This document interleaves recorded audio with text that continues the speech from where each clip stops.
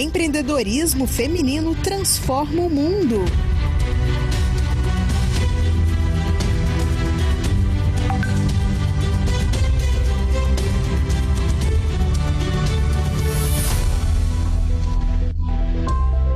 Começando os trabalhos. Boa tarde, mulheres, apoiadores, patrocinadores, palestrantes, tudo bem?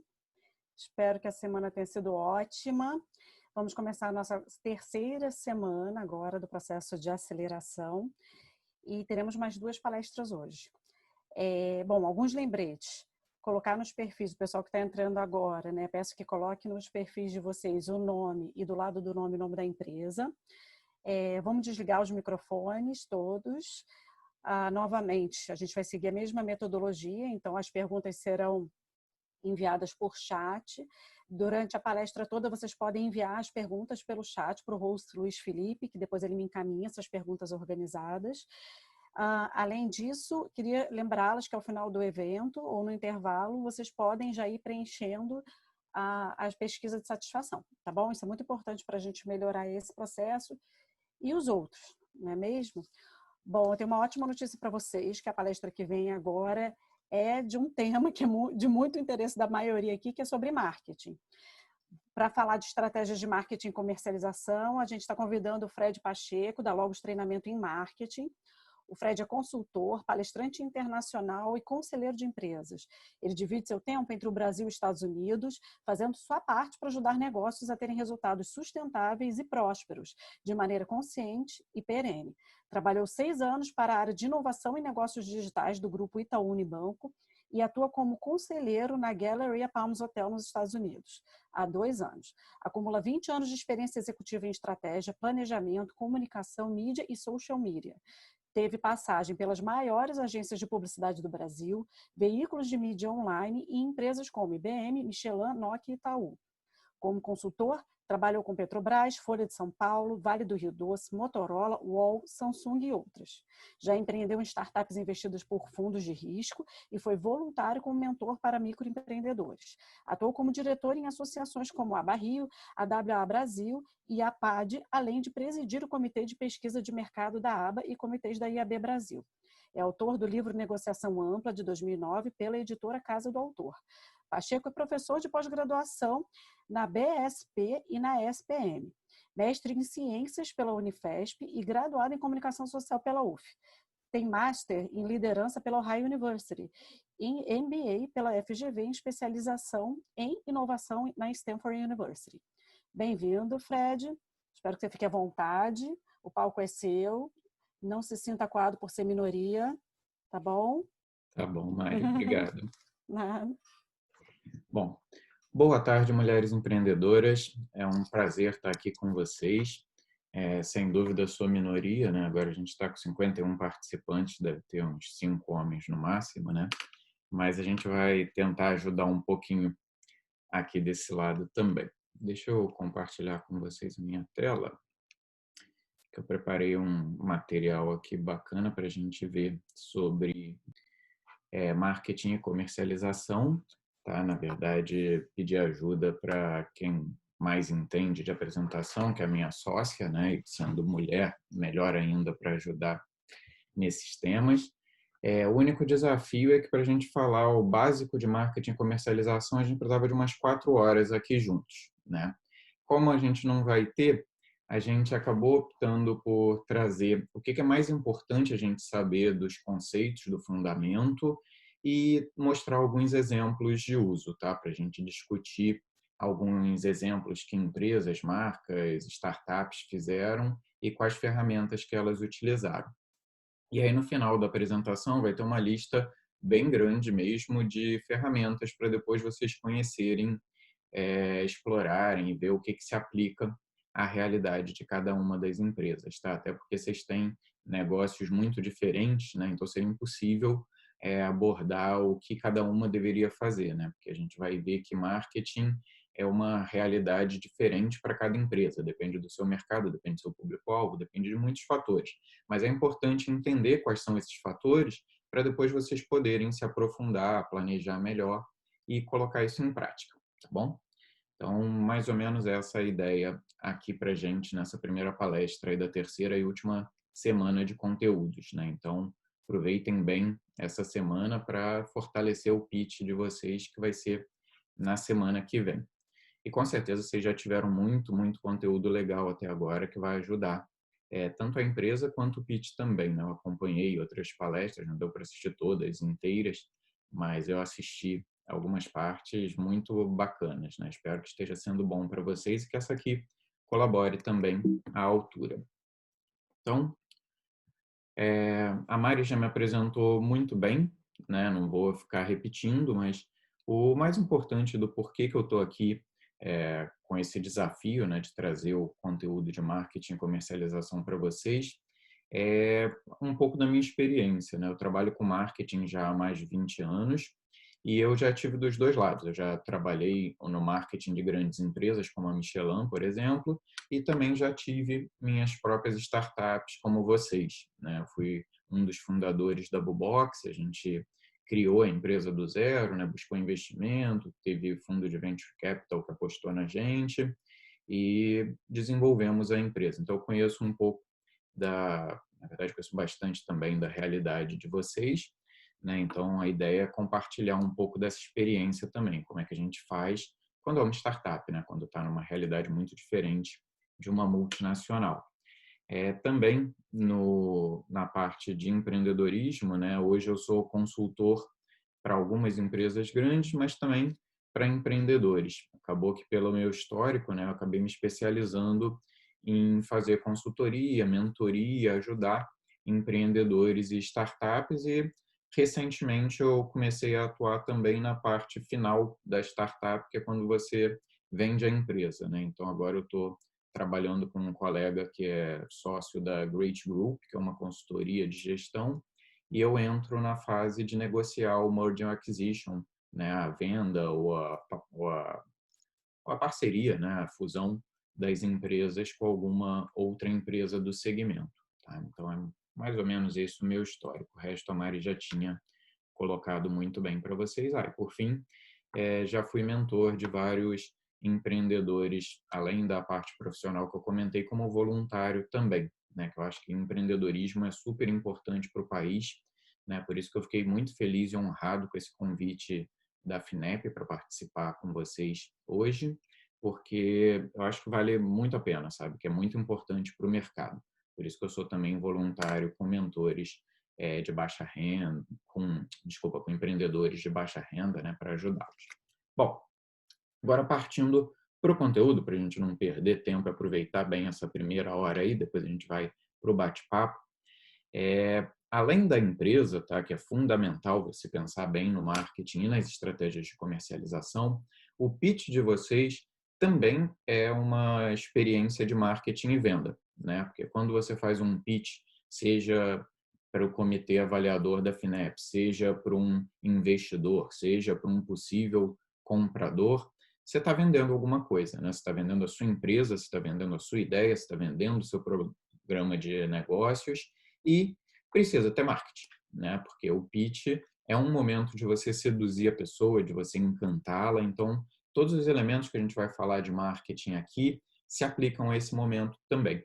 Então, queria convidar vocês a terem essas duas visões do conteúdo que a gente vai conversar agora, tá? Uma para a empresa mesmo, né? Que toda empresa precisa de marketing e vendas bem alinhado, e outra de trazer isso para o pitch de vocês também, aproveitar cada elemento como uma ferramenta na hora de vender a ideia.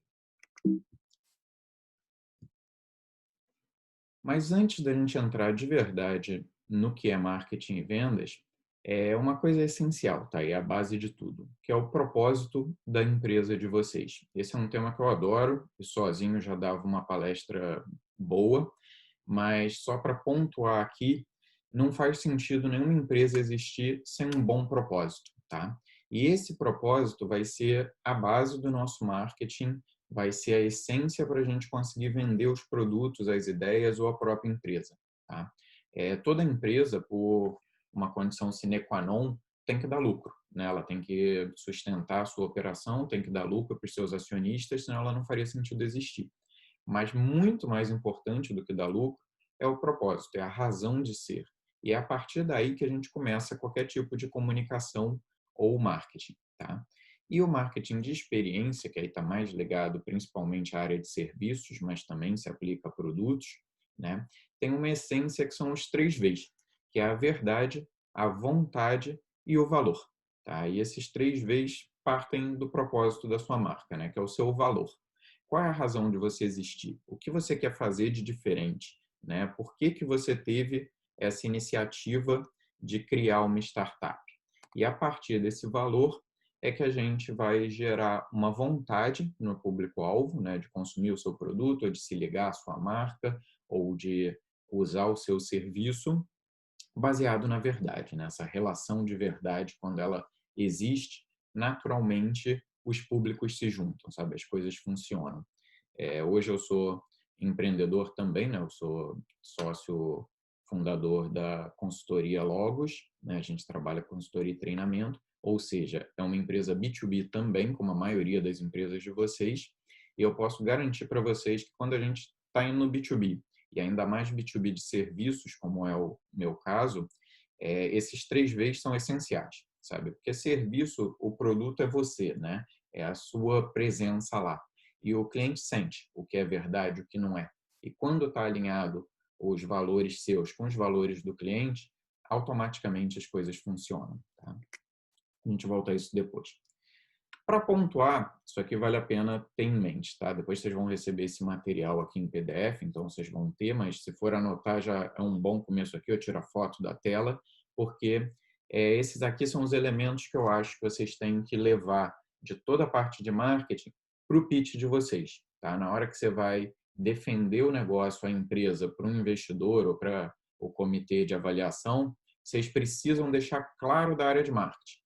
Qual é o estudo de mercado que vocês já fizeram, né? O que vocês conhecem desse mercado, qual é o tamanho dele, por que ele vai precisar do seu produto, quem é o seu público-alvo, qual é a característica das pessoas que vão usar o seu produto ou o seu serviço, por que eles têm essa necessidade, tá? Como é que você vai fazer a divulgação, como é que você vai chegar nesse público, comunicar da forma correta, como é que vai ser sua distribuição, como que esse público-alvo vai comprar o seu produto, é numa prateleira de supermercado, é através do e-commerce, é com vendedores presenciais, é uma relação B2B, vai ser através de um parceiro, né? Tudo isso tem que estar muito claro. E a sua solução tem que ser simples, tá? Essa é a primeira grande dica que eu vou deixar para vocês. Coloca um asterisco, uma estrelinha aí do lado, porque a solução, seja o produto ou o serviço, tem que ser simples, tá? Tem que ser fácil de entender. Por mais que seja uma inovação incrível, por mais que seja algo novo, pesquisa inovadora, ótimo que seja isso, mas tem que saber falar de uma forma simples. E a gente vai ver isso também, tá? E da parte de comercialização, no pitch vocês têm que deixar claro quais vão ser os canais de venda, quais vão ser as projeções que você tem de venda, né, baseado no que a gente viu lá do mercado, né, do estudo de mercado que a gente viu antes, quanto que você espera vender nos primeiros anos, meses, né, ao longo do tempo, como vai ser a composição da sua equipe comercial, quais processos comerciais você vai ter e se você vai usar representantes ou distribuidores, tá? Óbvio que tudo isso aqui, num pitch, é de uma forma simplificada, mas tudo tem que estar pensado e tudo tem que estar claro na hora que apresentar essas ideias, ok? Então vamos começar agora os fundamentos de marketing de verdade, tá? O que a gente faz sempre em qualquer empresa para cuidar da área de marketing? Primeiro vamos partir do papa do marketing, né, que é o Philip Kotler, que ele criou há já umas 5 décadas quase, uau, os 4 P's do marketing. Tá? Ele é um professor da Kellogg University, até hoje ele dá aula, tem 92 anos, e ainda edita livros, é incrível. Mas lá no início, um dos primeiros livros dele, que era o Administração em Marketing, ele criou o conceito dos 4 P's de marketing, que é usado até hoje. Só que eu vou fazer uma liberdade poética para trazer um 5º P, tá? Que nem é criação minha, não. Tem muita gente que fala nesses 5 P's, alguns já falam de 6, 7, 8, né? Mas aí já é fugir um pouco. Mas o 5º eu acho que é muito importante, tá? Eu vou começar por eles, que é as pessoas, tá? O P de pessoas. E pessoas, eu acho que é o P mais importante, porque ele vai estar influenciando todos os outros, e a gente vai falar disso. Mas, a princípio, eu queria usar esse P para a gente pensar na equipe. Tá? Quando a gente fala de startup, uma das coisas mais importantes, de longe, são as pessoas que estão dentro dessa startup. Quem é a sua equipe? Quem são os sócios? Quem são os fundadores? Quem são a equipe que você trouxe para trabalhar com você? Porque o produto pode ser incrível. Se não tiver as pessoas certas, ele não vai funcionar. Então, é muito importante você pensar primeiro nesse P, sabe? Que são as pessoas dentro da sua empresa, a equipe que você vai montar. E aí, partindo para os 4 P's do Kotler mesmo, o primeiro deles é o produto, que também é serviço, tá? E perderia o P, mas pode ser produto ou serviço, não muda nada se for um ou outro. Tá? A primeira coisa importante é o produto tem que ser simples, como eu estava falando antes. Ele não pode ser um produto complexo, difícil de usar, difícil de entender, porque isso gera muita dificuldade, muito problema. Tá? Então, a primeira analogia é aquela brincadeira entre o Windows, né, da Microsoft, e o computador da Apple. Né? O Windows você tem que entender um monte de coisa, instalar um monte de plugin. O computador da Apple você basicamente tem um botão, né, que é o botão de ligar. O iPhone, mesma coisa. Hoje, atualmente, então, é um botão mesmo, que é o botão de ligar. Né? Eles tiraram até o botão Home. E o resto é intuitivo. Eu gosto muito da lei que o Steve Jobs implementou lá na Apple na segunda passagem dele, que é que se o produto precisar de um manual acompanhando, é sinal que o produto ainda não está pronto para ir para o mercado. Então, hoje eles usam essa regra lá na Apple. Todos os produtos da empresa têm que ser tão intuitivos que não precisam de manual. Tá? Segunda coisa, e essa é muito específica para startups, tá? Que é o caso da gente, um produto tem que ser validado o tempo todo. Tá? Nenhuma empresa pode existir antes dos clientes validarem a usabilidade daquele produto, a necessidade daquele produto, né? Senão não faz sentido.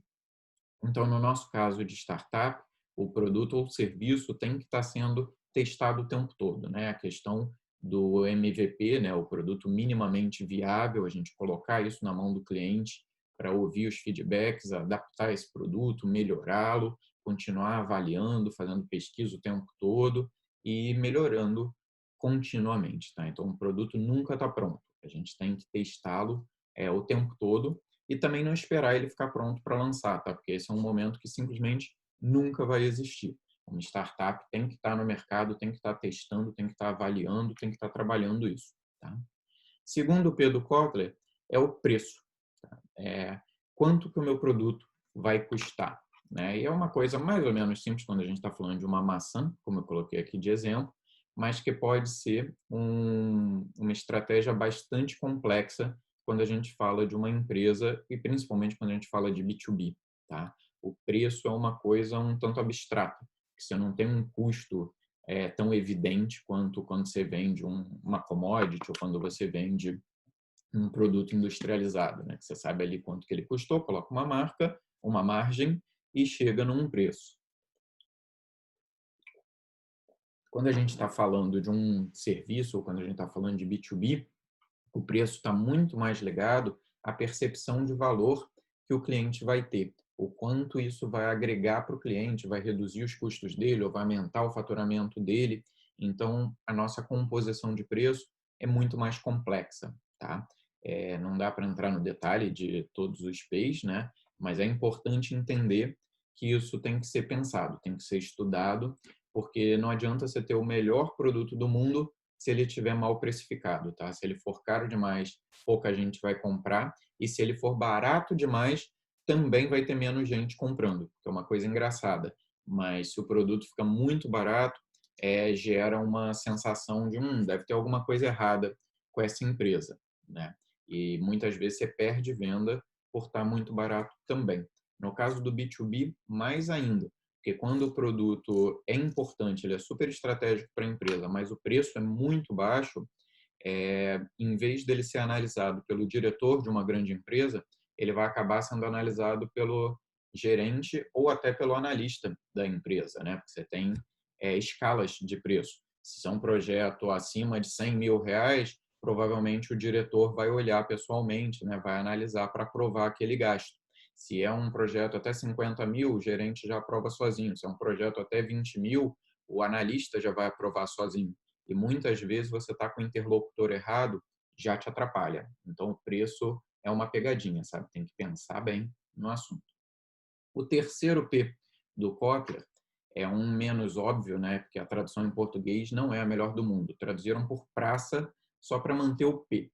Mas quando a gente fala de praça, entendam que a gente está falando do placement do produto, tá? Que é o termo em inglês, que seria a distribuição do produto, seria a colocação desse produto no ponto de vendas, né? Como que eu vou chegar no meu cliente, no final das contas, tá? Esse é o P da praça. Eu vou trabalhar só São Paulo, eu vou trabalhar só Nordeste, eu vou trabalhar o Brasil inteiro, eu vou trabalhar presença física, eu vou trabalhar online. Tudo isso faz parte da estratégia de placement, da estratégia de praça do produto, tá? Como é que é a maneira mais eficiente de eu chegar no cliente certo, tá? No meu público-alvo. E aí inclui, eu vou ter distribuidores, eu vou ter representantes comerciais, eu vou fazer parceria com um grande laboratório farmacêutico para ele distribuir meus produtos nas farmácias, eu vou fazer eventos para os médicos, tudo isso faz parte da estratégia de praça. E, por fim, o quarto e último P do Kotler, que é a promoção. Tá? Ele também não é a melhor tradução do mundo, não, porque em português, quando a gente pensa em promoção, a gente pensa em desconto, né, em preço. Mas não tem nada a ver com isso. Aqui, o promoção é de promover o produto, tá? Promover a marca.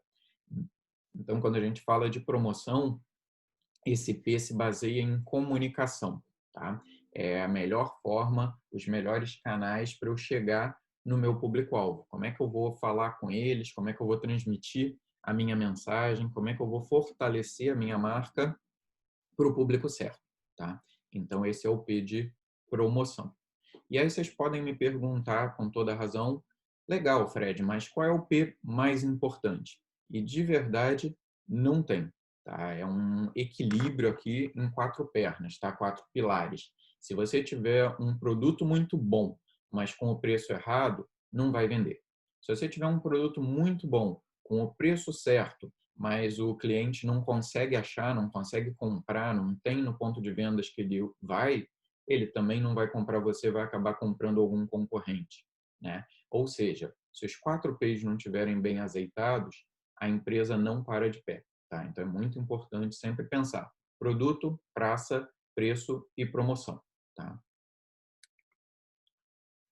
Ainda em promoção, a gente tem que escolher qual é o canal certo que eu vou usar, tá? Esse aqui é muito importante para vocês, porque a gente está falando de empresas diferentes, em segmentos muito diferentes. Então, não tem como passar uma regrinha que funcione para todo mundo, sabe? Não tem receita de bolo. Cada um tem que pensar na sua realidade partindo do seu cliente, tá? Se você é uma empresa B2B, dificilmente você vai fazer propaganda na televisão, muito menos na Globo, né, que pega todos os brasileiros. Você tem que ir para um ambiente mais segmentado, de contato empresarial. Então, você pode participar de uma feira, de um evento, usar o LinkedIn. Se você é uma empresa que vai prover tecnologia ou vai prover serviços para outras empresas, também é um grande desafio. Aí, ou você pode usar uma revista científica para divulgar o seu produto, você pode participar de eventos do CNPq, você pode entrar em contato com os tomadores de decisão das empresas através do LinkedIn, né? Tudo isso. E se você é uma empresa B2C, você pode usar Facebook Ads, você pode usar Google Ads e você pode usar inclusive televisão, tá? É uma mídia que ainda funciona e funciona muito bem, desde que seu público seja amplo, você esteja falando para todo mundo, queira construir marca, tá? Então, todos os canais estão aí à disposição, mas cada empresa tem que avaliar qual vai funcionar melhor para ela, tá? E aí, trazendo o cruzamento que eu falei das pessoas com cada um dos outros P's, quando a gente fala de promoção, por exemplo, a gente tem que pensar no P dos clientes, né? De quem vai comprar o meu produto. Então, a grande questão é onde estão os seus clientes? Que é a partir daí que eu vou escolher os canais que eu vou utilizar. Se eu vou anunciar na Globo, se eu vou anunciar no LinkedIn, né, para chegar na pessoa. O produto tem que partir sempre também das pessoas, né, do seu público-alvo, do seu cliente, né? Então, quais são as necessidades reais desse público-alvo? O que eles precisam? O que ainda não está sendo bem atendido para esse público? Tá? É a partir daí que eu vou desenvolver o meu produto, que eu vou criar as especificações do produto. As decisões de distribuição também vão se basear no público-alvo, né? Onde que eles buscam uma solução para essa necessidade que eles têm? Onde eles vão comprar os meus concorrentes? Onde eles buscam mais conhecimento sobre esse tema, né? Tudo isso vai ser a forma que eu vou definir minha estratégia de praça. E, por fim, o preço, eu tenho que partir de quanto esses clientes estão dispostos a pagar por essa solução, né? Se é uma empresa, quanto que ela vai economizar ou vai ganhar a mais usando o meu produto? E a partir daí eu defino um preço, eu defino uma estratégia. Preço também é interessante, lembrei agora, é importante, é que no nosso caso de empresas B2B e de serviço, muitas vezes esse preço não é um valor fechado, tá? Não é um produto de prateleira, né, que custa R$100. Então você pode também criar uma precificação baseada em cada situação, né? Baseado no cliente, baseado no projeto que você vai executar com ele, baseado nos ganhos que ele vai ter, a gente pode definir um percentual também em comum acordo com esse cliente. Tá? Então, tem várias estratégias. E, acima de tudo, no marketing, a gente precisa medir tudo. Tá? Tudo no marketing tem que ser avaliado. Já tem uma frase de William Edwards há muito tempo, já tem também umas 3 décadas que ele falou essa frase, que ele disse que o que não pode ser medido não pode ser gerenciado, né? E hoje em dia fica mais importante ainda essa frase, que na época que ele falou já era 100% verdade, mas ainda era difícil você ter todas as métricas, informações. Hoje é mais fácil a gente ter essas métricas, então não tem desculpa para não usá-las. A questão aí, vale outro asterisco, outra estrelinha importante, é que a gente hoje tem muita métrica à disposição. Quando a gente usa o Google Analytics, tem mais de 120 métricas sobre o nosso website.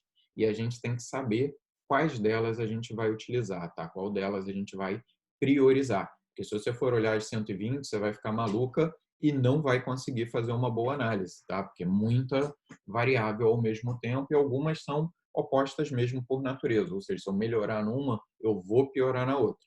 Mas para eu saber isso, eu preciso entender os conceitos para definir quais são os meus KPIs, né? Quais são os meus indicadores-chave de performance. Tá? São esses que eu vou olhar toda semana, todo mês, ou dependendo do meu negócio, até todo dia. Né? Se for um e-commerce, a gente olha os KPIs todo santo dia. Né? Então, depende da sua realidade também. Tá? Mas é muito importante entender essas métricas, saber como é que elas afetam o seu negócio, usá-las para ter feedback, poder melhorar a performance do negócio ao longo do tempo. E para mostrar um bom exemplo que reúne todas essas características que eu falei do marketing, né? Todos esses P's do marketing, tem um produto lá nos Estados Unidos que é a Peloton. Vou mostrar para vocês a propaganda deles, depois eu comento os elementos que a gente pode observar nesse produto, tá? Vamos lá. Okay, Peloton, let's go. Hey, Sandra in Munich. 50 rides. Great. Right here, right now. Max in Berlin. Los geht's! Come on, Peloton. Gebt alles, was ihr habt. 3, 2, 1. You smashed it. Peloton, dein ultimatives Live-Cardio-Training zu Hause. Então, resumindo um pouco, é uma bicicleta ergométrica com um tablet grande grudado na frente, né? Quanto produto, quanto a tecnologia, realmente não é muito mais do que isso. Só que é uma ideia genial e já era pré-Covid, né? Agora, então, que está todo mundo isolado em casa, é muito mais genial ainda. Não à toa, a empresa dobrou de valor agora com a crise, né? Estão nadando de braçada, deram essa sorte do produto ter muito a ver com o momento, mas já era tudo bem pensado antes, né? Porque eu simplifiquei muito aqui que é uma bicicleta com um tablet. É isso, mas além disso, eles têm uma camada de serviço que é muito interessante, que são os conteúdos que aparecem nesse tablet. Então, tem aulas gravadas para você usar a qualquer momento e tem aulas online, tá? Em tempo real, como mostra aí na propaganda. Então, você faz uma assinatura desse serviço, né? E você pode usar um personal trainer, né? Uma professora de spinning dentro da sua casa. Tudo nesse produto foi super bem pensado. Claro que, como eu falei, eles tiveram muita sorte, né? Não é, talvez eles sejam um dos poucos que tiveram sorte nesse momento do mundo, mas haja coincidência, né? Eles estarem com o produto certo na hora certa do isolamento. Agora, eles já tinham feito o dever de casa todo, tá? Isso é super importante. Eu adoro uma definição que fala que sorte é quando preparação encontra oportunidade, tá? Para eles, essa crise foi a oportunidade, mas só deu certo porque eles estavam preparados, né? Porque eles tinham feito tudo bonitinho. Então, vamos pensar nos P's aqui, tá? Produto.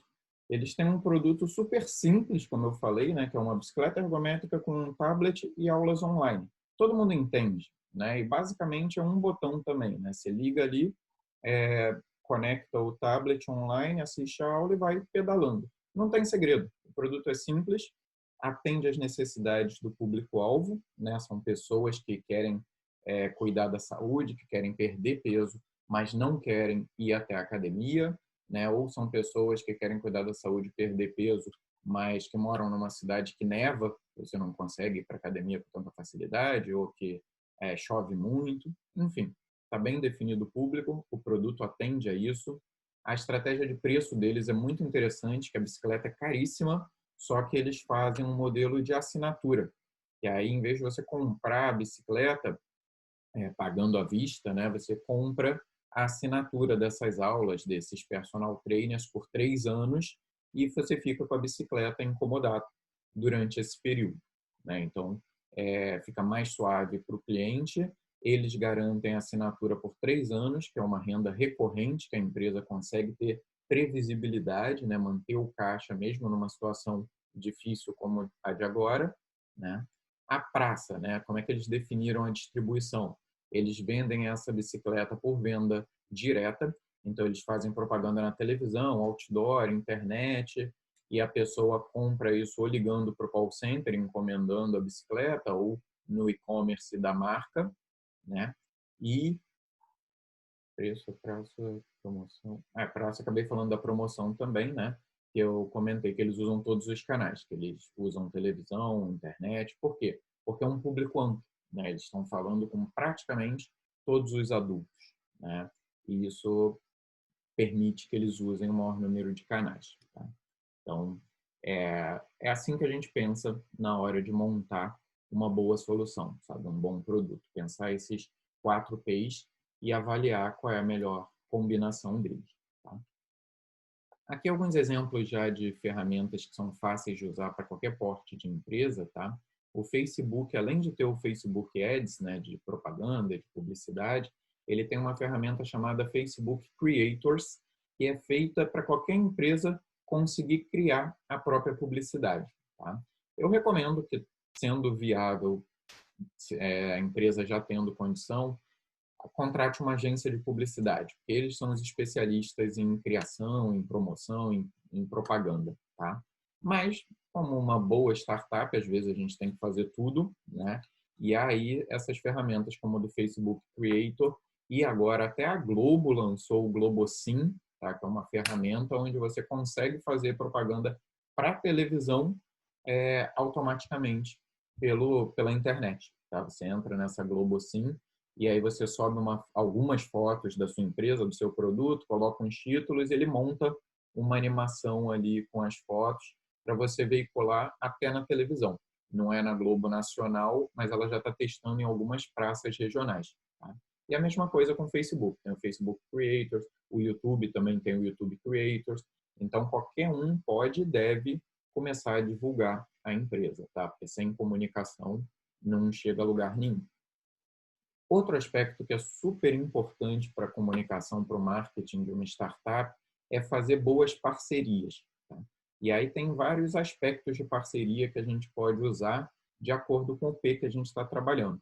Então, se eu quiser, por exemplo, uma parceria de produto, que é o caso que está aqui na tela, eu achei esse exemplo muito legal. A Celite, que faz louças e porcelanato para banheiro, né, fez um co-brand de produto com a Harpic, de limpeza de banheiro, né, e eles criaram esse vaso sanitário de caixa acoplada, onde tem um reservatório específico para você botar o Harpic dentro e ele ficar limpando o vaso automaticamente. Achei genial essa solução. E aí são duas marcas que não são concorrentes, né? Uma trabalha fazendo o vaso sanitário, outra trabalha fazendo produto de limpeza para o vaso, mas juntas conseguiram gerar um terceiro produto que combina as duas coisas, né? Bom para a Celite, que vende mais, é um produto diferenciado, que os concorrentes não têm, e bom para a Harpic, que vai ficar vendendo o refil para você manter o vaso sempre limpo, né? É um tipo de parceria. Quando a gente fala de praça, né, de distribuição, também é super importante para uma startup fazer parcerias.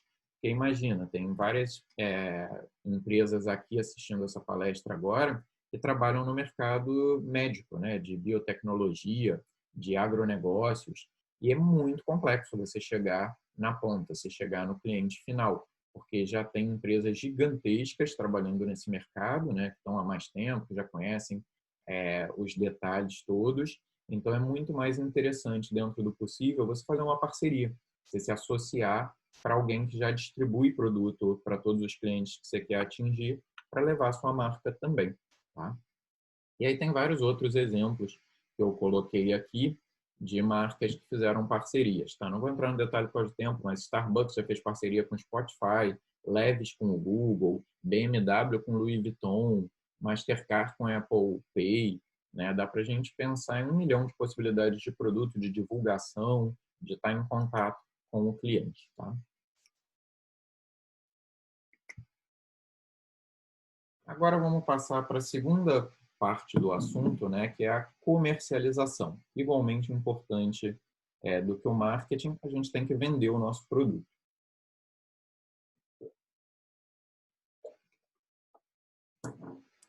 Aqui é o principal asterisco da apresentação, tá? Talvez seja o slide mais importante para mim, baseado na experiência que eu tenho assessorando e ajudando empreendedores, mentorando as startups, tá? 80% das vezes, o que eu vejo no início de uma empresa é um empreendedor que entende muito do produto, do ramo que ele está atuando, é um espetacular pesquisador, cientista, desenvolvedor de produto, mas que normalmente não tem habilidades de venda, tá? E é muito importante nessa fase da empresa desenvolver essas habilidades. Você tem que saber vender bem. Tá? Se você realmente não gosta, não quer, não consegue, contrate alguém ou, de preferência, arranje um sócio que seja bom de vendas, tá? Porque a empresa precisa se vender o tempo todo. Não só para gerar faturamento, que obviamente é super importante, não preciso falar isso para ninguém, mas você também tem que ser bom de vendas para estar em contato com os clientes, para estar em contato com o público-alvo, para entender as necessidades de verdade que o seu cliente tem, para entender até quanto ele vai pagar no seu produto, tá? Não pode ficar o tempo todo dentro da empresa, não pode ficar o tempo todo no laboratório desenvolvendo um produto, tá? Um empreendedor tem que estar na rua, tem que estar botando a cara a tapa, tem que estar tendo contato com o mercado. Claro que no início mesmo da startup, né, a gente fica dentro de casa, porque não tem nem o que oferecer ainda. Mas teve o primeiro MVP, tem um produto minimamente viável, vai para a rua, sabe? Dá a cara a tapa. Você tem que testar a aceitação do cliente. Por exemplo, um caso real é concorrente do 99 Táxi da Uber, tá? Uma brasileira também. E no início, na fase de teste do produto, né, quando eles fizeram o primeiro MVP, eu estava acompanhando porque eu trabalhava junto com o fundo de investimento que botou o primeiro aporte de dinheiro neles. E a primeira versão do aplicativo que eles lançaram não tinha praticamente tecnologia nenhuma por trás. Tinha o GPS só, que eles pegavam a localização da pessoa, mas quando a pessoa pedia o táxi, literalmente tinha seres humanos, né, funcionários no call center, ligando para os táxis e mandando os táxis irem até o endereço onde a pessoa estava, porque ainda não tinham feito o desenvolvimento daquela tecnologia, da integração da versão do app pro motorista, né? Mas por que eles não fizeram? Porque eles sabiam com toda a razão do mundo que precisavam primeiro testar o conceito do produto. Isso é um MVP de verdade, né? Isso é um produto minimamente viável. É aquilo com o que o cliente vai ter contato para entender a sua oferta, a sua solução, e você poder testar se ele realmente está disposto a pagar, qual vai ser a demanda que vai ter. E aí, como eles viram que, obviamente, existia a demanda, era boa, aí eles foram desenvolver tudo, tá? Isso é uma estratégia super inteligente para não gastar dinheiro à toa e depois descobrir que o produto não é aquilo que o cliente queria. Aí você tem que refazer o produto todo de novo, gastar dinheiro tudo de novo, tá? Então, essa aqui é a principal dica que eu tenho para vocês. Ouçam com muito carinho, tá? Não fiquem só desenvolvendo o produto ou a empresa. Tem que estar na rua, tem que ter contato com o cliente, tem que saber vender, tá? Esse aqui é o principal caso de empreendedores que me procuram porque a empresa já está quase quebrando e ele não entende o porquê. E aí, quando eu vou ver, é essa questão. Ele é muito bom de pesquisa, ele é muito bom de desenvolvimento, mas ele não sabe conversar com o cliente, ele não sabe falar a língua do cliente, literalmente, sabe? Ele chega com termos técnicos difíceis de compreensão, ao invés de falar dos benefícios daquele produto, tá? E isso muito relacionado com esse slide anterior, tá? A essência que você tem que ter quando vai visitar o cliente, quando vai para a rua, é entender que uma empresa não vende um produto ou um serviço, tá? O que as empresas vendem de verdade é a satisfação de alguma necessidade, tá? A gente não vende o nosso produto, a gente não vende o nosso serviço. A gente vende algo que vai satisfazer a necessidade do meu cliente. É por isso que ele vai me pagar, tá? E é por isso que eu tenho que estar sempre alinhado com a necessidade dele. E para isso eu tenho que estar perto do cliente. E uma das partes mais importantes para qualquer startup que está buscando investimento é, sem dúvida nenhuma, trabalhar o seu pitch de vendas. O seu pitch de negócios, o seu modelo de negócios. Como que isso vai ser apresentado para um possível investidor. Porque nenhum fundo de investimento, nenhum investidor pessoa física, vai colocar um dinheiro numa empresa sem entender profundamente qual é o modelo de negócio, como essa empresa vai ganhar dinheiro, como é que ela se sustenta e tudo mais. Só que a questão do pitch é a gente conseguir transmitir essas informações chaves de uma forma direta e lúdica para o investidor, tá? Então, a gente pode falar que o pitch precisa de marketing e precisa de vendas, tá? Na hora que você cria o discurso da sua empresa, você tem que usar os conceitos de marketing para tornar isso mais interessante, mais atrativo, né? Chamar a atenção de quem está ouvindo. E precisa ter as técnicas de venda, porque no final você está vendendo a sua empresa. E acima de tudo, você está vendendo uma ideia, você está vendendo a ideia do modelo da sua empresa. Então, na hora de fazer o pitch, a gente tem que levar tudo isso em consideração. Uma dica pode ser alguns elementos chaves que tem que estar em todo bom pitch, tá? Porque o investidor está procurando alguns aspectos chaves, ele quer entender alguns pontos principais. Então, quando a gente monta o pitch, a gente tem que ter claro na nossa mente o que eu quero demonstrar com esse modelo de negócios, o que eu quero demonstrar naquele encontro de apresentação da empresa. Por que isso é relevante ao outro? Esse ponto é chave. Eu não estou indo lá fazer a apresentação para mim mesmo, então não é o que eu quero ouvir, é o que a outra pessoa quer ouvir. Por que o meu discurso tornar-se-á relevante para quem está ouvindo aquele pitch? Terceiro ponto, o meu discurso tem que ser sucinto e fácil de entender. Ele não pode ser complexo. Ele não pode deixar a pessoa confusa. Na verdade, tem que ser claro, tem que passar de uma forma simples o que é a minha empresa, como ela ganha dinheiro, quanto que eu estou precisando de investimento, o que eu vou fazer com aquele investimento que eu vou receber e como é que a empresa vai continuar daí para frente, tá? O quarto ponto é gerar interesse para a pessoa saber mais, porque num pitch de negócio, normalmente a gente vai fazer de uma forma direta e curta. Pode ser 30 segundos, que é o que a gente chama do pitch de elevador, aquele encontro que eu tenho que despertar o interesse da pessoa para me convidar para uma reunião depois. Pode ser já nessa primeira reunião, que eu tenho que ali em 10, 15 minutos passar o conteúdo principal e gerar o interesse daquele interlocutor continuar me ouvindo e me dar mais tempo, né? Ou pode ser uma reunião já de fases mais avançadas, mas que sempre eu tenho que gerar interesse por ele me chamar de novo, por esse processo continuar se desenrolando.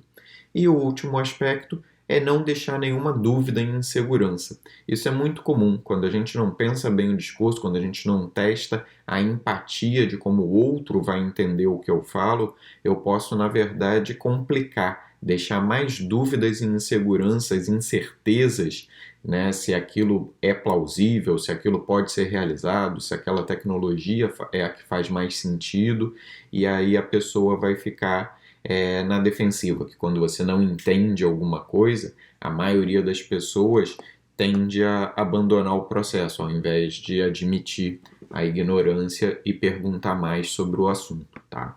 Então esses são os 5 pontos principais. O que eu quero demonstrar, como isso vai se tornar relevante a quem está ouvindo, ser sucinto e fácil de compreender, gerar interesse na outra pessoa para saber ainda mais e não deixar dúvidas ou insegurança. Só vontade e curiosidade. Um dos modelos que eu comentei é o discurso do elevador, quando a gente pensa ali em 30 segundos, né? Uma brincadeira real, na verdade, de que quando estava na bolha da internet, os empreendedores corriam para entrar no elevador junto com um investidor, e o tempo que o elevador ia lá do térreo do prédio até a cobertura onde o investidor tinha escritório era o tempo que você ia ter para despertar o interesse daquele investidor, que ia fazer a diferença entre ele te convidar para entrar e tomar um café com ele para falar um pouco mais sobre aquele negócio ou chamar a segurança e te pôr para fora do prédio para sempre, né? Então, criou-se modelos de como desenvolver um bom discurso de elevador, como em 30 segundos eu consegui passar toda a mensagem do meu negócio e deixar o investidor curioso para saber mais, marcar uma reunião. Então, um dos modelos básicos, né, que eu gosto é você criar o discurso em cima do que está no slide. É você falar para um determinado público-alvo que precisa resolver uma determinada necessidade, o meu produto, que pertence a tal categoria, traz um benefício-chave diferente. Ao contrário das alternativas dos meus concorrentes, meu produto tem tal diferencial no mercado. Tá? Então, quando a gente completa essas lacunas aí, fica um discurso bom. Por exemplo, se eu fosse fazer um discurso de elevador sobre a minha empresa, sobre a Logos Consultoria e Treinamento, eu diria que para empreendedores e startups que precisam se desenvolver de forma sustentável, a Logos é uma empresa de consultoria que ajuda a encontrar melhores caminhos, ganhar tempo e evitar erros conhecidos. Ao contrário de outras empresas, a Logos tem profissionais que já viveram a realidade de startups e de fundos de investimento. Tá? Então, aqui em menos de 30 segundos, eu consegui passar qual é o meu público-alvo, que são empreendedores e startups, né? Qual é a necessidade principal deles que eu vou atender, que é o desenvolvimento de forma sustentável, o que é exatamente o meu produto ou serviço, né? Uma empresa de consultoria que ajuda a encontrar melhores caminhos, quais são as ofertas que eu vou ter, né? Que é auxiliar nos melhores caminhos, ganhar tempo e evitar erros, e qual é o diferencial que eu apresento em relação aos concorrentes, as outras alternativas do mercado, que é a qualificação dos profissionais. Tá? Então todos os elementos estão lá, mas num discurso rápido. Essa é a ideia do discurso de elevador. E eu trouxe alguns exemplos que não são na mesma estrutura, mas que são, na verdade, muito melhores ainda, né, de passar o conceito das empresas. E a primeira que fez isso, até onde se sabe, foi o Google. quando o Larry Page e o Sergey Brin foram conversar com o primeiro grande fundo de investimento, eles conseguiram explicar a empresa inteira em uma única frase. E os próprios investidores disseram que esse foi o grande diferencial que eles resolveram colocar o dinheiro ali. E não só isso, a partir daquele momento, eles determinaram como regra que se um empreendedor ainda não conseguisse explicar o negócio todo em um parágrafo, o empreendedor não estava pronto para receber o dinheiro daquele fundo, né? E eu acho esse conceito muito legal, porque realmente quando você consegue transmitir toda a ideia da sua empresa em um parágrafo, significa que você realmente está maduro naquilo. Você já pensou bastante, já construiu bem o discurso, e aí você vai conseguir implementar. Se você ainda está confuso até para explicar o que a sua empresa faz, é sinal que você ainda precisa fazer dever de casa antes de receber um grande aporte, né? Mas aí ficou a curiosidade. Tenho certeza que agora você quer saber como que o Sergey e o Larry apresentaram a empresa, tá? E é muito legal, porque continua valendo até hoje, porque é a mesma empresa. Então eles simplesmente disseram: o Google dá acesso a toda a informação do mundo com apenas um clique. Essa era a ambição que eles tinham naquela época e todo mundo sabe que eles tornaram realidade. E é uma forma genial de explicar a empresa, porque até hoje o core business do Google é esse: dar acesso a toda a informação que existe com apenas um clique. Isso tem a ver com o buscador deles, isso tem a ver com o YouTube que eles compraram para dar acesso a toda a informação de vídeo com apenas um clique. Isso tem a ver com o Google Maps, que eles dão toda a informação de negócios locais com apenas um clique, e por aí vai, né? Explica completamente a empresa e em uma curta frase eles passaram toda a ambição que eles tinham para os investidores. E não podiam ficar de fora, né? Óbvio que os investidores queriam fazer parte disso tudo. Outro exemplo no mesmo setor é a Microsoft. Então lá atrás, quando o Paul Allen e o Bill Gates montaram a Microsoft, eles tinham uma visão muito clara que eles expressavam em uma frase apenas. Eles viam um mundo com um PC e software da Microsoft em cada escrivaninha de cada casa. E é importante contextualizar que eles diziam isso na época que ainda existiam só 4 computadores no mundo. Mas a visão deles é que um dia todas as casas teriam microcomputadores e por isso eles iam investir em software. Visão muito acertada. Claro que com o tempo essa visão se realizou e hoje não faria sentido falar isso. Então hoje a Microsoft tem como missão capacitar todas as pessoas e todas as organizações do planeta para conseguir fazer mais e melhor, né? Também é uma frase apenas que sintetiza muito bem tudo que a Microsoft faz de pesquisa e desenvolvimento de software, tecnologia, realidade aumentada, inteligência artificial e tudo mais. Sempre com a ideia de dar a capacidade de pessoas e empresas fazerem mais. Outra que eu adoro é como consegue transmitir de forma simples a missão da empresa é a Starbucks, né? O que a Starbucks oferece para as pessoas? Primeira coisa que você vai falar é café, mas no fundo não é. Porque se a gente pensar bem, o café da Starbucks nem é o melhor do mundo e provavelmente é o mais caro do mundo, né? Mas não é isso que eles oferecem. A empresa diz que a Starbucks cria um terceiro lugar além do trabalho e da casa das pessoas. E aí sim você entende qual é o fundamento da empresa. Ela cria um ambiente agradável, ela cria um local tão gostoso que as pessoas querem ter como seu terceiro porto seguro no dia, né? Você tem a sua casa, você tem o seu trabalho e no meio do caminho você tem o Starbucks, né? O terceiro lugar de cada pessoa.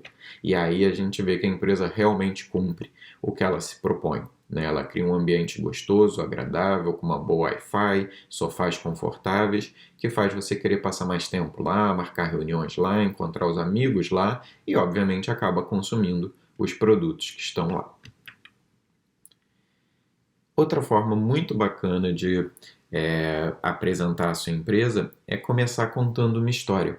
Teve uma empresa de tecnologia médica que certa vez foi fazer o pitch para os investidores e o empreendedor começou falando: em 1998, o diretor de tecnologia da HP, que provavelmente alguns de vocês conheceram, estava dirigindo aqui de Palo Alto, da sede da HP, para a casa dele, quando perdeu o controle do carro na estrada, o carro capotou 2 vezes, ele foi atendido por um socorrista que chegou em 6 minutos, no entanto, no caminho dentro da ambulância, antes de chegar no hospital, ele veio a falecer. Se a nossa empresa já existisse em 1998, ele não teria morrido, porque a gente está fazendo a tecnologia que vai proporcionar esse socorro dentro da ambulância. Quando ele terminou de contar essa história, dizem os investidores, o negócio já estava fechado. Na cabeça dos investidores, eles precisavam fazer parte daquilo para ajudar a salvar vidas, né? Depois o business plan, a planilha, os números, foram detalhes que precisavam ser esclarecidos, mas que os investidores já estavam comprados pela história deles. Então a gente pode e deve começar contando uma história, fazendo os investidores visualizarem mentalmente, terem clareza de imagem do que a empresa se propõe, onde ela vai chegar. E por fim, é muito importante lembrar que tecnologia é um excelente meio da gente fazer alguma coisa, resolver problemas, facilitar processos, tirar burocracia, mas é um péssimo fim, é uma péssima finalidade para a empresa. Se a minha empresa se propõe a fazer tecnologia, provavelmente ela vai dar errado, porque a minha empresa tem que se propor a resolver um problema, a atender uma necessidade, a trazer um benefício, e a tecnologia é apenas um meio disso acontecer. Minha empresa tem que estar focado na necessidade do meu público-alvo. Se eu vou usar a tecnologia para resolver, ótimo, mas se a melhor maneira for não usar a tecnologia e só alterar um processo, ótimo também. Se a melhor maneira for não usar a tecnologia, mas criar uma rede que resolva aquele problema, excelente também, tá? Então a gente tem que pensar a tecnologia como um viabilizador de algum objetivo maior, como um meio de resolver algo, mas nunca como o objetivo em si. E isso é muito importante. Hoje tem-se muito foco nas tecnologias, porque, claro, elas fazem toda parte do processo. Mas percebam que todas as empresas que eu mostrei não falavam de tecnologia. Elas falavam de dar acesso à informação. Elas falavam de empoderar pessoas e empresas. Elas falavam de criar um ambiente agradável, né? Isso é o importante. Elas falavam, acima de tudo, a última, em salvar vidas. Ela salvava vidas através de uma tecnologia médica. Mas a tecnologia é apenas a consequência, percebem? Então isso é muito importante de ter claro no seu discurso. E para finalizar, eu trouxe alguns pensamentos bem importantes para as startups terem em mente, tá? Regras básicas. Primeira delas, não se apegar demais ao produto. A gente tem que entender o cliente, o público-alvo, a necessidade. O produto é o meio que eu estou resolvendo isso hoje. Daqui a algum tempo a tecnologia pode evoluir e o meu produto mudar, mas o meu foco vai continuar sendo resolver o problema daquele cliente, daquele público-alvo, tá? Porque se eu me apego demais ao produto, com o tempo ele se torna obsoleto e a minha empresa morre. Não é isso que a gente quer. A gente quer estar com foco sempre na necessidade, na solução de um problema. Segundo ponto, nós não somos o cliente da nossa empresa. Então a empresa não tem que ser desenhada para a gente. A empresa não tem que falar a nossa língua. A gente tem que pensar sempre com a cabeça do nosso cliente, do nosso público-alvo. O que ele pensa, o que ele precisa, qual é o tipo de palavra que ele usa, qual é a linguagem que ele usa. E focar a empresa sempre ao cliente. Terceiro aspecto muito importante que empreendedores têm que entender acima de tudo. Ninguém quer comprar, por exemplo, uma furadeira de 1/4 polegadas. O que as pessoas querem é ter um objeto pendurado na parede. Então, se eu falar as funcionalidades da furadeira, os benefícios técnicos daquela ferramenta, eu não estou falando com o público-alvo. Talvez com um muito específico, né, de técnicos, de profissionais que usam aquilo para trabalhar. Mas quando eu estou falando com o público em geral, quando eu quero ganhar massa, eu tenho que pensar no benefício dele, que nesse caso é um objeto pendurado, que nesse caso é a facilidade de fazer reparos domésticos. É isso que eu tenho que vender. E por fim, se a nossa solução tem que ser como uma piada. Se a gente tem que explicar muito, ela não está boa ainda, tá? Se a minha empresa é difícil de entender, ela ainda não está madura. Eu preciso trabalhar melhor o conceito, trabalhar melhor o discurso para as pessoas entenderem de uma forma fácil. Tá bom? Bom, era isso que a gente tinha para conversar nessa palestra, né? Acho que a gente aproveitou bem esse curto período, esse curto tempo que a gente tinha para ver os conceitos principais, né? Claro que tem que estudar muito e qualquer empreendedor tem que saber disso, né? Continuar estudando para sempre, mas esses são os principais pontos que eu queria trazer para a atenção de vocês. Agradecer novamente a minha sócia, a Nádia, que ajudou muito nesse material, e desejar para vocês tudo de bom, muito sucesso, prosperidade sempre. Tem meus contatos aqui, tá? Os meus canais onde eu publico informações, website, e fiquem à vontade para tirar dúvidas, para pedir conselhos, para ver como a gente possa trabalhar juntos, tá? A Logos ajuda empresas de todos os tamanhos, inclusive startups. A gente tem serviços focados em ajudar a empresa a montar o discurso, trabalhar sua área de vendas, criar o seu portfólio de marketing. Então, fico à disposição para qualquer necessidade que tenha e também para trocar ideia, porque minha missão maior é ajudar o mercado a se desenvolver. Eu acredito muito que é através das startups. Quero agradecer à FINEP e ao governo federal por esse convite, essa oportunidade de compartilhar conhecimento aqui nesse evento muito importante. Muito obrigado também em especial à equipe da FINEP, que deu todo o apoio e possibilitou esse evento acontecer. Muito obrigado pela atenção, muito sucesso para todo mundo e ótimo trabalho. Mãos à obra!